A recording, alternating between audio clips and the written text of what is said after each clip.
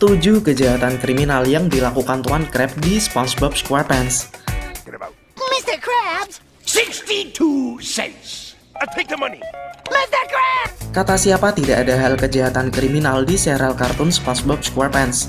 Emak-emak News mencoba merangkum kejahatan Tuan Crab yang jika lebih dirinci lagi bisa membawanya ke jalur kriminal. Tuan Crab memang tidak jauh dari hal-hal kejahatan. Tahu sendiri bagaimana sifat bawaannya yang memang sangat serakah itu. Nah, kira-kira apa saja kejahatan Tuan Crab yang bisa membawanya ke jalur kriminal? Simak ketujuh daftarnya berikut ini.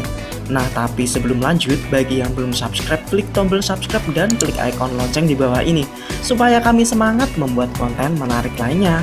Oke guys, lanjut.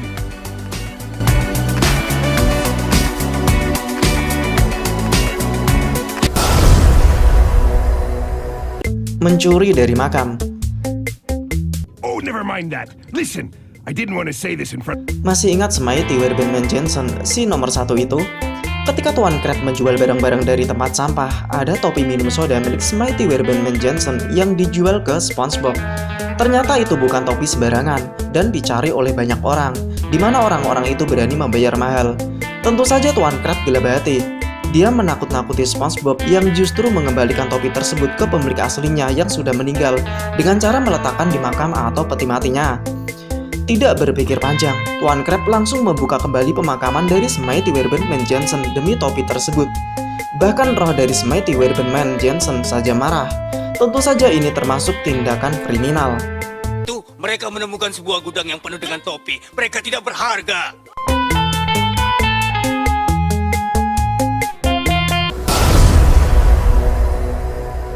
Memfitnah SpongeBob.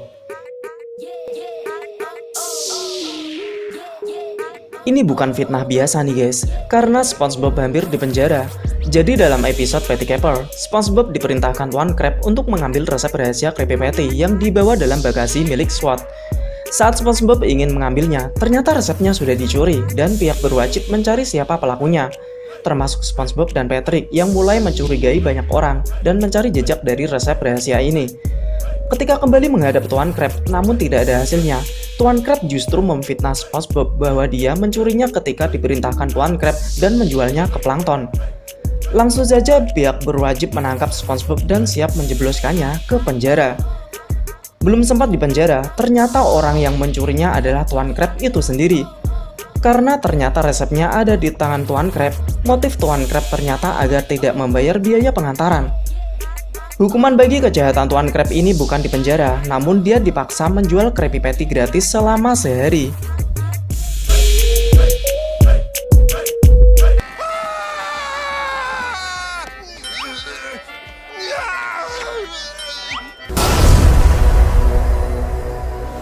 Percobaan pembunuhan inspektor makanan. Handsome? We're doomed. Ketika ada inspeksi di Krusty Krab, inspektor makanan itu memakan banyak menu, dengan gratis tentu saja.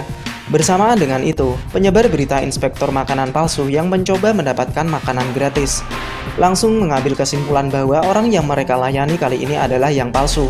Tuan Crab dan SpongeBob menciptakan patty jorok yang penuh dengan hal kotor agar si palsu itu menderita. Menderita bukan karena patty jorok, melainkan tersedak lalat. Tuan Crab dan SpongeBob menari-nari gembira di atas penderitaan si inspektor makanan itu. Setelah mengetahui bahwa itu yang asli, barulah mereka panik. Berarti jika itu yang palsu, Tuan Crab tidak masalah membunuh ikan tersebut. I dropped it in the toilet! Well, fish it out, and I'll dry it with me gym socks.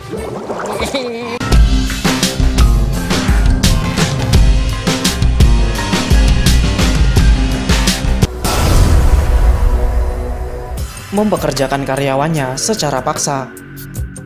Tree, give it up for David. 6,600. Tidak mau kalah dengan Chum Bucket yang buka selama 23 jam penuh, Krusty Krab juga mencoba gebrakan baru. Bukan dengan 23 jam juga, melainkan lebih lama, yaitu 24 jam. Dia memaksa SpongeBob dan Squidward untuk bekerja tanpa henti. Di hari ke-43, semua karyawan Krusty Krab menjadi gila. SpongeBob bahkan sampai berhalusinasi tentang Krabby Patty. Sudah jelas ini perbuatan kriminal ya guys. It was hideous.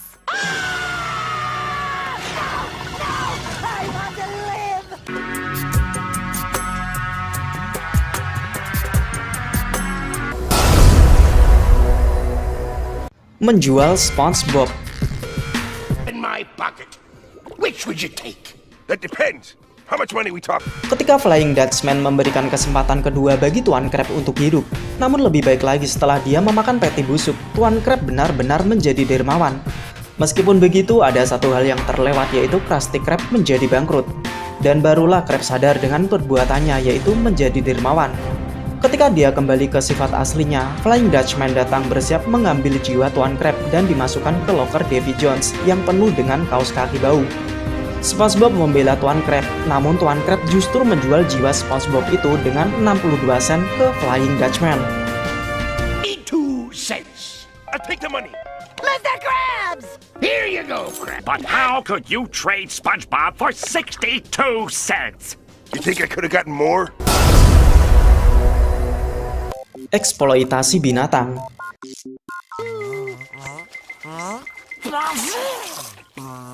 Ya memang mereka yang menjadi karakter di SpongeBob SquarePants memang binatang juga nih guys. Namun yang ini di level yang berbeda. Ubur-ubur seperti lebah di dunia SpongeBob dan Tuan Crab mengeksploitasi mereka demi Krabby Patty dengan isian jelly ubur-ubur. Kamu pasti masih ingat di episode ini, Tuan Crab membohongi SpongeBob untuk menangkap sebanyak-banyaknya ubur-ubur yang dikira SpongeBob para ubur-ubur itu akan diperlakukan dengan baik. Namun ternyata tidak. Bisa dibilang Tuan Crab melakukan penyiksaan hewan di sini.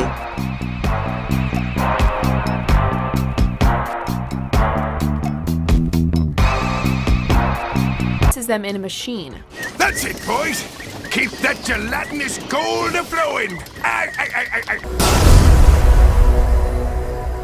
Pencurian. Is this Puff's hair curlers? That one was a gift. Untuk yang ini sangat dasar nih guys, dan jelas pencurian adalah suatu tindak kriminal yang juga ada hukumnya. Tuan Crab terbukti suka mencuri ketika tidak ada yang melihat, dan dibuktikan dalam episode Life of Crime.